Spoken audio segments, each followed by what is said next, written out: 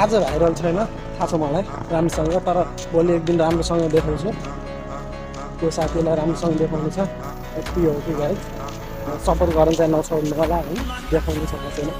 आज भोलि चाहिँ धेरै टाइम लिन सकेको छैन मैले चाहिँ, किन भनेपछि कामको कारणले चाहिँ टाइम मिलिरहेको छैन। मैले अलिक टाइम म्यानेज गर्न सकिरहेको छैन, भिडियो चाहिँ अपलोड गर्न टाइमिङ मिलिरहेको छैन। टाइम अलिक कहिले भिडियो हुन्छ कहिले टाढो हुन्छ, धेरै जस्तो भिडियो नै हुन्छ होइन, किनभने ओभर टाइम कामको कारणले यस्तो भइरहेको छ क्या।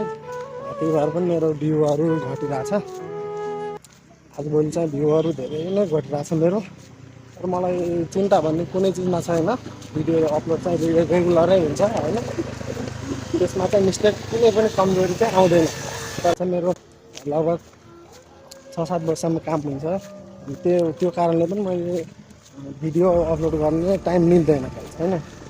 आफ्नो साथीहरूले भन्छ कि फोन गरेर भाइरल हुन लागि चाहिँ पैसा कति आउँछ अरे युट्युबबाट, फ्लिपकार्ट पैसा कति आउँछ अरे, जिस्काएको हो कि त्यो मलाई राम्रोसँग थाहा छ त्यो जिस्काउँछ होइन। तर म त्यो सुनेर चाहिँ डिमोटिभेट हुने खालको मान्छे चाहिँ होइन। आज भाइरल छैन थाहा छ मलाई राम्रोसँग, तर भोलि एक दिन राम्रोसँग देखाउँछु।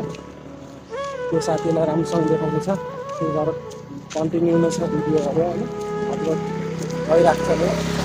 एकदम कुनै बनाइ लेनदेन कुनै छैन, जसले जे भन्नुहोस् उता कहाँ केही छोड्दैन होइन। कुनै यति हो कि गाइज, सपोर्ट गर्न चाहिँ नछोड्नु होला होइन, देखाउनु सकेको छैन।